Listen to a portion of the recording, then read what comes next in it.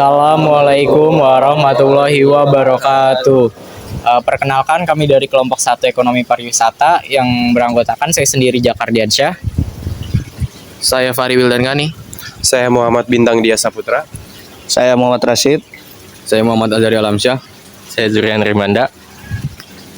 Izinkan kami untuk memaparkan video terkait mata kuliah Ekonomi Pariwisata, di mana kami akan mewawancarai para responden terkait dengan istilah-istilah ekonomi pariwisata.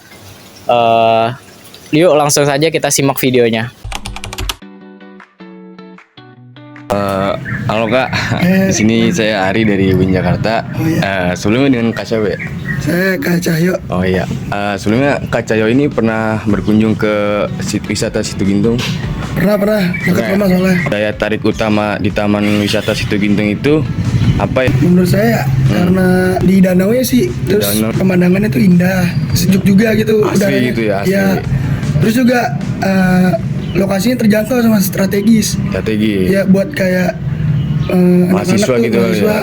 buat jogging, Olahraga kan, sama jalan-jalan atau buat beraktivitas lainnya lah sama teman-teman, sama keluarga, sama pacar mungkin ya kalau ada mah.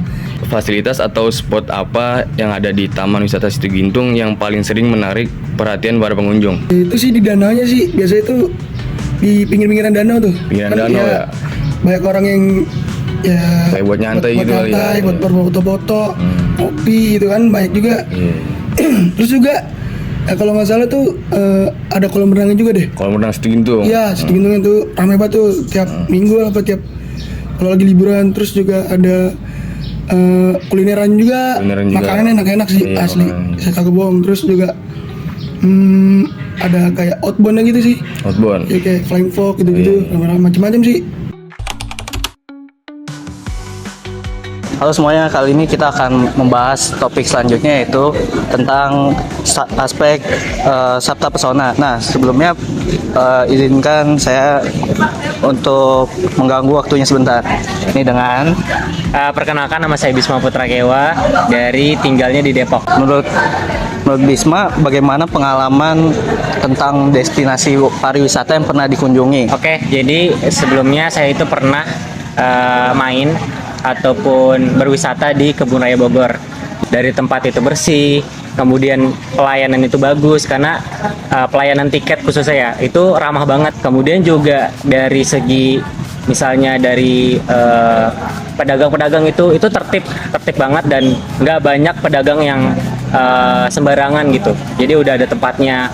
Kesan dari setelah saya dari Kebun Raya Bogor itu kesannya seru banget karena kita bisa ngelihat banyak pohon, terus kemudian kita bisa menikmati banyak taman-taman, dan juga kita bisa menikmati quality time sama keluarga di Kebun Raya Bogor itu. Yang tadi dibahas itu adalah salah satu aspek dari Sabta Pesona.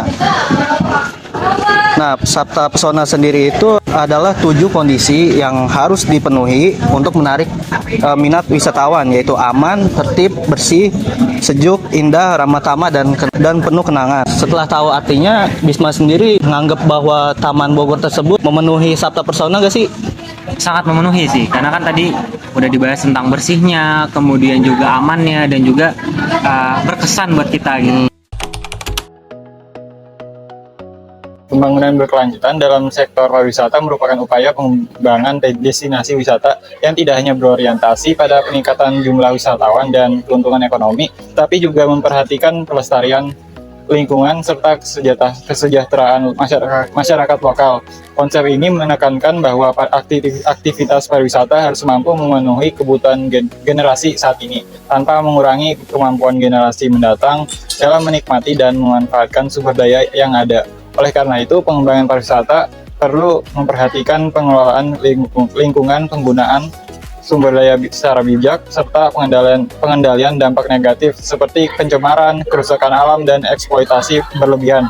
Selain itu, memberikan kontribusi terhadap pertumbuhan ekonomi melalui penciptaan lapangan kerja dan peningkatan pendapatan masyarakat.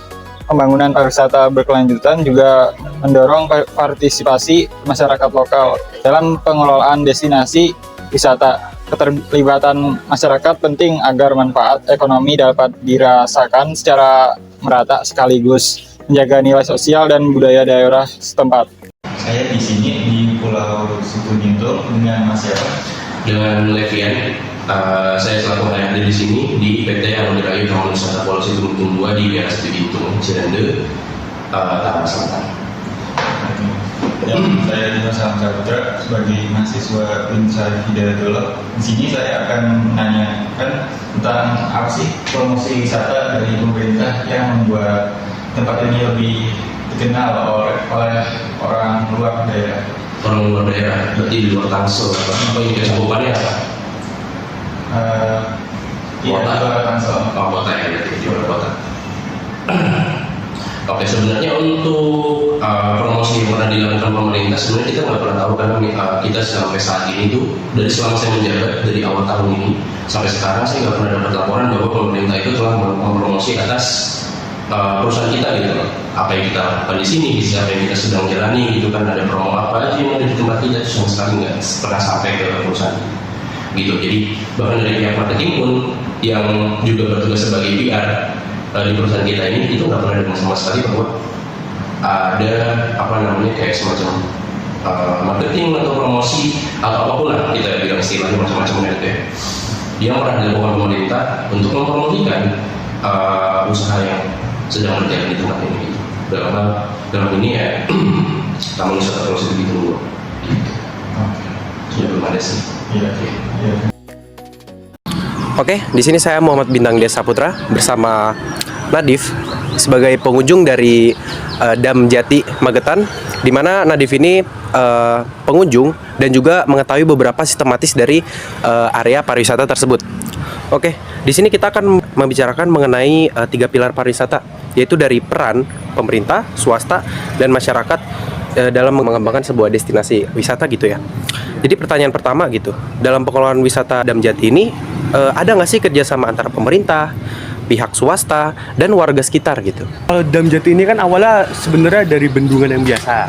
Lalu dengan bantuan dari pihak pemerintah didanai, jadi bendungan ini tuh diremajakan lagi, jadi bagus. Yang awalnya cuma bendungan biasa yang orang tuh males gak punya daya tarik wisata, terus dibagusin. Jadi sekarang ya ada pihak dari pemerintah tuh membiayai, mendanai Dam Jati ini. Lalu di Dam Jati ini peran dari pemerintah itu membiayai, lalu warga sekitar sama pihak pengelolanya akhirnya meremajakan Dam Jati itu dengan dimural, terus ada bangku untuk taman-taman gitulah, terus ada karnival juga, karnival kecil-kecilan itu untuk membantu ekonomi sekitar. Untuk membantu ekonomi sekitar juga di Dam Jati itu karena sekarang udah jadi bagus, ada sistem tiketing untuk membantu Perputaran ekonominya itu ya. Biar pihak pengelolanya juga makin mendapatkan pemasukan. Iya, dapat pemasukan, terus jadi giat untuk melakukan bersih-bersih, jadi biar nggak kumuh lagi kayak sebelumnya Dam Jati itu. Jadi lebih menarik untuk bagi para wisatawan gitu ya Mas Nadif ya? Betul. Jadi mungkin kurang lebihnya seperti itu dari Nadif. Untuk narasumber kita, terima kasih sekali untuk Mas Nadif bisa hadir dalam wawancara kali ini. Itu saja dari saya Muhammad Bintang Dia Saputra. Boleh di next untuk ke teman saya selanjutnya. Saya di sini Fahri Wildan Gani dari kelompok 1 pariwisata akan menanyakan kepada responden saya Akbar mengenai sustainable tourism di Lamongan ya. Apa sih efeknya itu ke warga lokal? Misalnya warga di sana kan mengandalkan wilayah pesisir ini sebagai mata pencahariannya. Nah, di sini tuh mereka tuh kerjanya di sektor mana? Ada di sektor kelautan. Ya intinya namanya juga pesisir ya, pasti lebih ke perikanan. Pembangunannya itu gimana? Kalau setelah adanya tourism ini, apakah ada peningkatan atau ada stagnan biasa aja? Untuk dari tahun ke tahun ada peningkatan, yang awalnya tidak terlalu ramai dari penjual sepi perpenjual ikan. Dari tahun ke tahun sekarang semakin naik. Yang terakhir sih untuk peninggalan atau warisan ke depannya ini dari daerah pesisir ini, bagusnya untuk infrastruktur itu apakah diperbagus seperti dibetonisasi atau bangun lebih banyak perhotelan atau beberapa akademisi lainnya, atau dibiarkan alami saja? Kalau untuk daerah pesisir mungkin menambah lokasi wisata, karena di sana sudah ada beberapa lokasi wisata seperti Pantai Pasir Putih, Pantai Kelayar, lalu wisata Bahari Lamongan, ada Gua Maharani juga. Jadi kalau bisa menambah daya areanya agar penduduk sekitar itu ya banyak yang teresap ke Paciran. Baik, sekian dari saya. Siang, Pak. Siang. Perkenalkan, saya Julian Permanda dari Winsyah Hidayatullah, Jakarta. Sebelumnya dengan abang saya, Mas. Saya Faris. Saya mau nanya nih, Bang, terkait wisata di sini. Apakah keberadaan Taman Wisata Situ Gintung memberikan dampak ekonomi yang dirasakan langsung oleh warga sekitar? Kalau dampak secara langsung ya buat masyarakat sekitar nih, khususnya Amja itu menurut saya ya, karena di situ kan tempat orang banyak ya, tempat umum, fasilitas umum, itu ada peluang-peluang orang bisa usaha kayak UMKM misalnya mikro kecil, karena di situ kan balik lagi kayak tadi tuh fasilitas umum, tempat umum, sarana umum, banyak orang lalu lalang di situ, banyak orang rekreasi juga, ada yang mancing, ada yang jogging, jalan-jalan sore, jalan pagi. Nah di situ ada beberapa UMKM tuh kalau dilihat dari sisi ekonominya ya. Menurut Anda apa yang perlu ditingkatkan agar masyarakat lokal bisa lebih banyak terlibat dan mendapatkan manfaat dari wisata Situ Gintung? Menurut saya sih ya, namanya fasilitas umum sih harus kita kembali lagi sih ya. Kita sarana umum itu kan tempat kita ngejalanin aktivitas nih, ya sebenarnya udah tinggal fasilitas yang umum yang ada tinggal dijaga aja. Selebihnya ya itu soal pemerintah lah, mau bagusin nanti kayak gimana, itu ya buat UMKM-nya juga ya mungkin bisa dari pihak pemerintah buat difasilitasin booth atau stand-stand yang khusus area dagang. Jadi baik, terima kasih, Bang.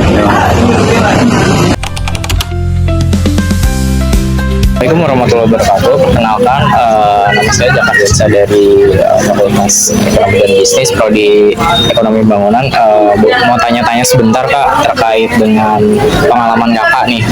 Sebelumnya nama Kakak siapa dan dari prodi mana? Nama saya Siti Budrika dari Prodi Ekonomi Pembangunan angkatan 23. Boleh tanya-tanya sebentar nggak, Kak? Kakak rumahnya nih di mana gitu? Rumahnya di Batusari, Jakarta Barat.